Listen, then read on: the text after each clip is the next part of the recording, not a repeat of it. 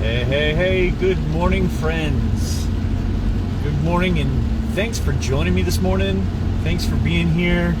It's good to spend some time with you every single morning, getting better together, just learning, growing, jumping into what it looks like to be really spirit-led. This is Set for Life. I want to be set for life. I know you want to be set for life. And we're seeking after that. We are seeking after what it looks like to be set for life. The life that God has for us, just being spirit-led, and allowing God to live through us. Because when we allow God to live through us, man, we find joy, and that it really is a blessing to be able to do this with you.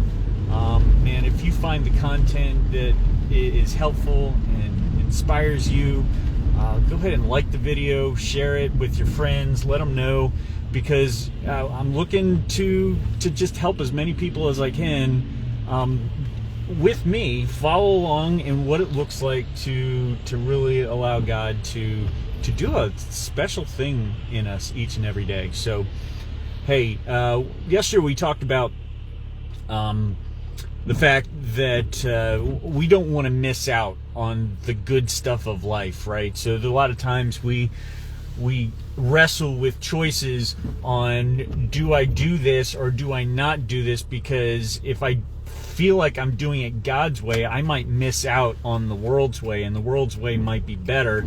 And just the promise that God has given us, saying that no good thing will I withhold from you if you live right, if you do the right thing, if you follow after me, I'm gonna give you everything.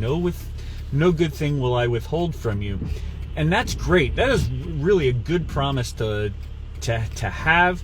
But it begs a couple questions, right? It begs a couple questions. One, what is living right? What is making the right decision? Because, it's not always black and white. It's not always like, am I doing the right thing? I ask that myself all the time. Like, am I doing the right thing?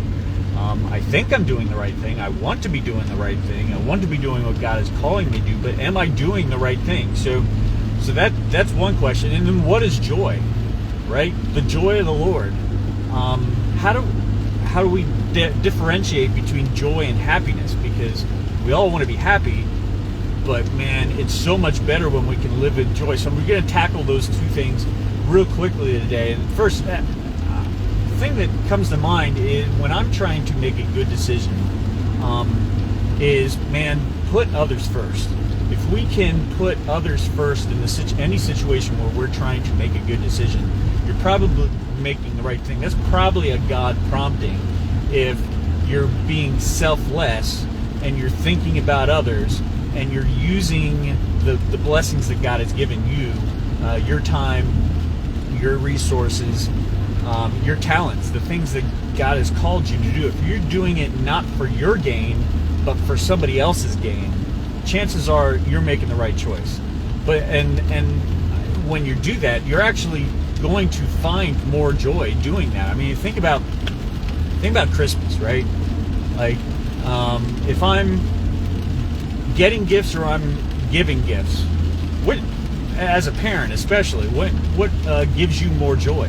Most of the time, for me anyway, it's the excitement of I got something for someone else, and them opening up and experiencing what I got them is normally gives me more joy on Christmas Day. I don't know. It's maybe I'm wrong, but I'm guessing that that's how it goes for most people. So that leads into the question: how do I know if it's joy, or how do I know if it's happiness? Joy is a fruit of the Spirit, right? Love, joy, peace. And chances are, if we are experiencing something where we're really excited and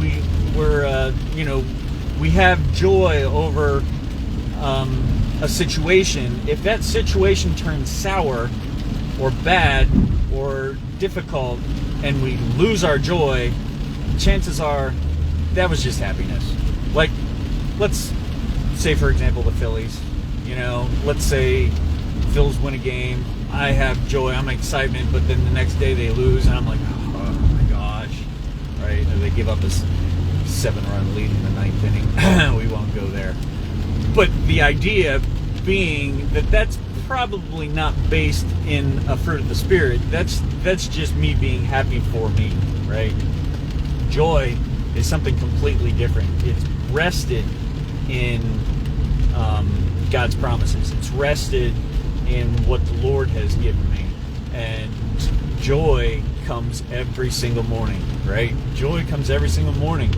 And that's what we should be seeking after. Making those decisions where, you know what, I'm going to trust God in this. I'm going to put my hope in the Lord in this, knowing that His goodness is eternal. It lasts forever, you know? So I'm seeking after the joy that comes from doing what I know He has called me to do, you know, and that joy doesn't just fade away. That's Spirit-led, and that's what we're seeking after. We are seeking after every single day, right?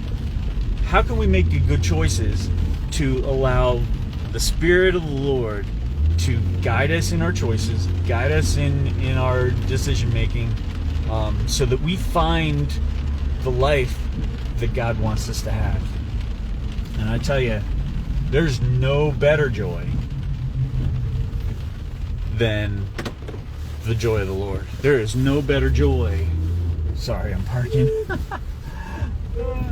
There is no better joy than taking, you know, the things that God has given us and allowing other people to succeed, other people to find Him, find His righteousness, find all the things that He has for them because He's using us.